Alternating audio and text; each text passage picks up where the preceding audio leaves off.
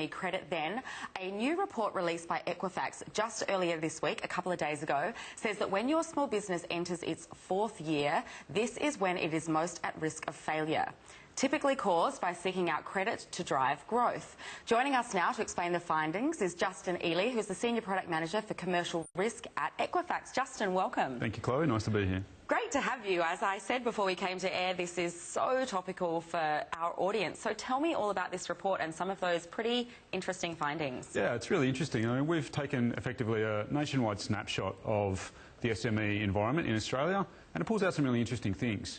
Because we know that Australia is predominantly an SME economy. The vast majority of companies in Australia are 1 to 2 director companies.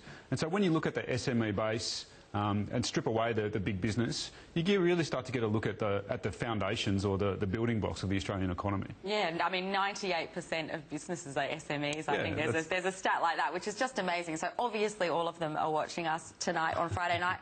This 4-year curse period then, explain to me, when I was preparing I was thinking of the 7-year itch, but the 4-year curse, tell me about it and why? Why 4 years? Well, we think there's probably a couple of factors at play. The first is it does actually take a while for a business to fail, even if it's going to fail from day one.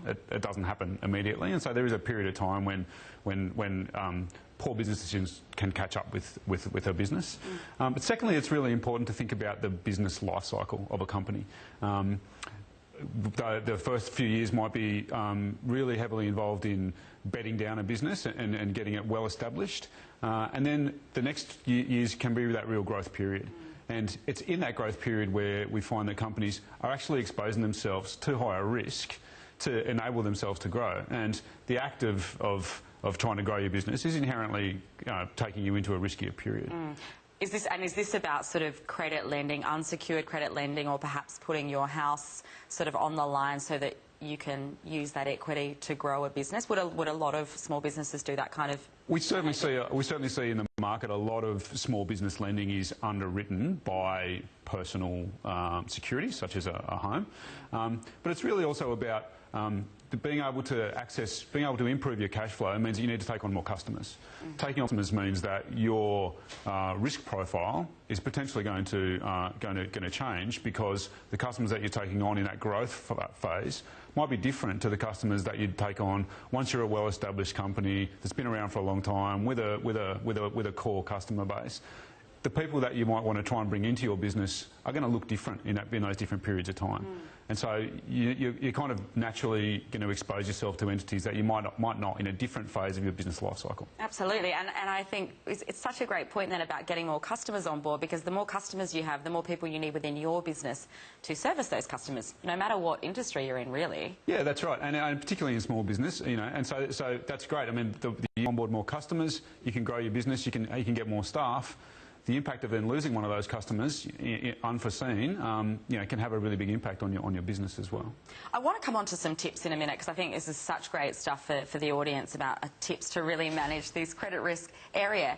Just before we get onto that, the report that came out, such a fantastic report, and I'm sure people can get their hands on it, but which industries are at risk? Are there any industries that are kind of flashing out above others? There are. We see some industries are inherently riskier than others, and the data shows that over time that's been reasonably consistent. But specifically when you look at the construction industry, SMEs in the construction space are inherently riskier.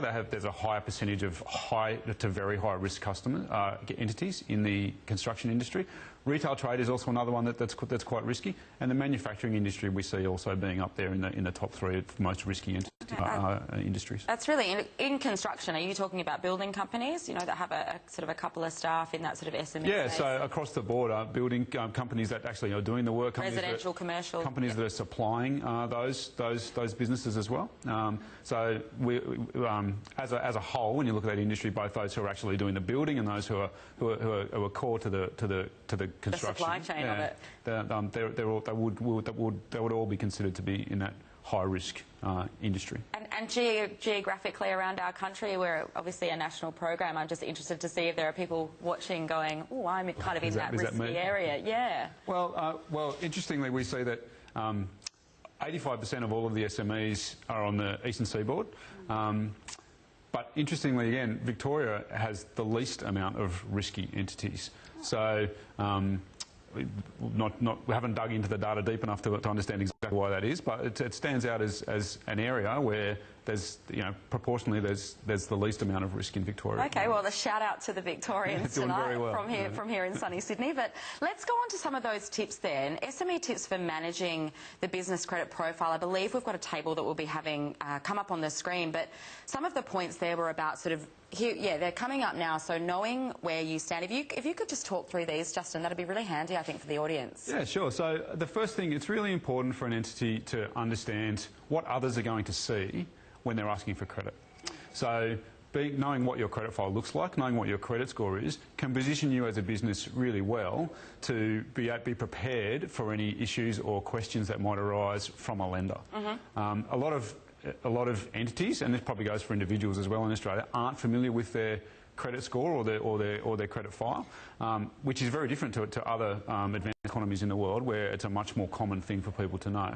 And people are much more proactive, or could in other places, and could be much more proactive here in being able to manage their credit file and their credit score to present themselves in the best light for any lending or credit that they're after. Well, with comprehensive credit reporting and businesses like Equifax, people can have more access to this information. Yeah, exactly. Brilliant. You can access your data through through various ways. In our business, we built credit reports specifically for SMEs. Instead of delivering the data to credit professionals in a big organisation, we've made them simple to understand for people who aren't credit professionals, but it is important for them to know. To know where they stand. I think that one's absolutely brilliant. Being prudent when you apply for credit, this is about not biting off more than you can chew. Well, it's about that, but it's also really importantly about knowing really well what credit you want before you apply for credit.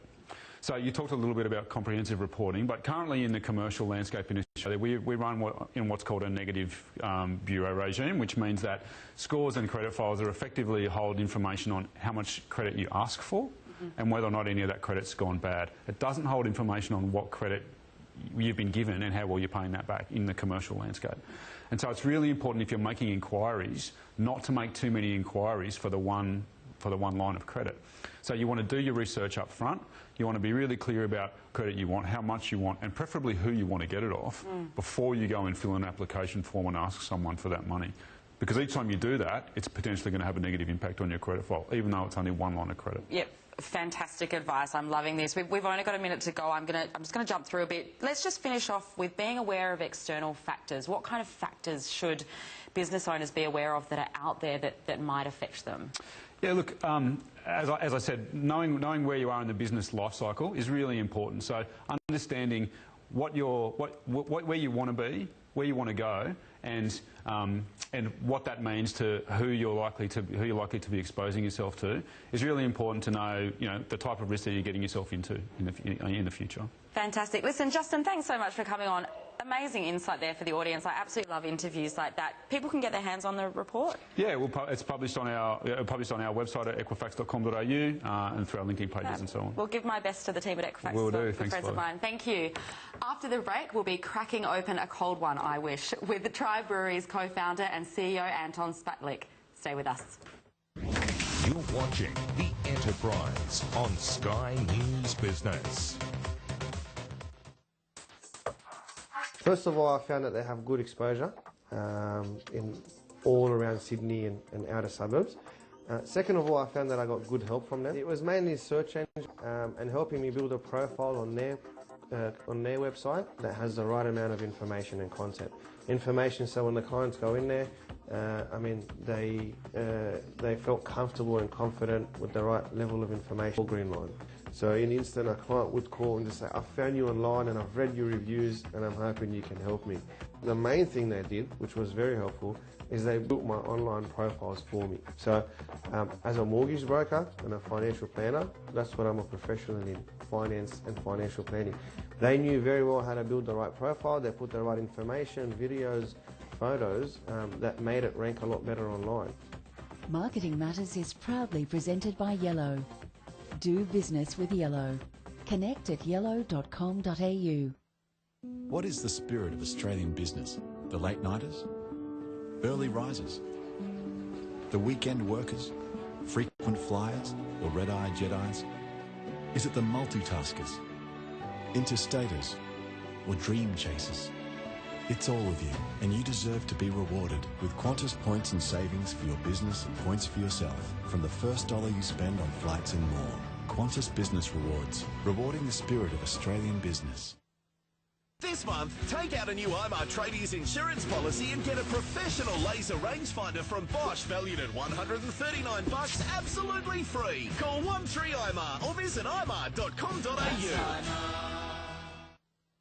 This is the year to be that business with first-of-its-kind customer Wi-Fi that gives you data and analytics to better know your customers and give them more of what they want. That place that does its thing and knows a thing or two about tech too, using the latest smartphones and business-grade broadband to keep demand demanding more. That business that gets online, sells on Flyers or red-eyed Jedis? Is it the multitaskers, interstaters,